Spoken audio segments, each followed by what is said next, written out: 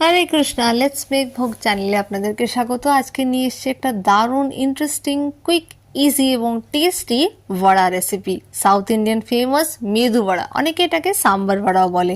এটা বানানোর জন্য কমপক্ষে বিউলির ডালকে 2 ঘন্টা ভিজিয়ে রেখে তারপর জল ঝরিয়ে নেবেন এবং তারপরে মিক্সিতে বাটার সময় অল্প জল দিয়ে খুব সুন্দর করে বেটে তাতে দেবেন ধনেপাতা কুচি, লঙ্কা কুচি, গোটা গোলমরিচ এবং নুন দিয়ে খুব সুন্দর করে ফেটাবেন। অনেকটা ফেটাবেন, কমপক্ষে 10 মিনিট ফেটাবেন। যত বেশি ফেটাবেন তত ভালো ফ্লাফি হবে আপনার বড়া।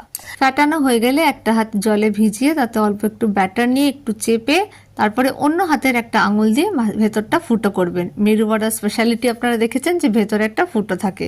তারপরে যে হাত দিয়ে ফুটো করলেন সেটাকেও জলে ভেজাবেন।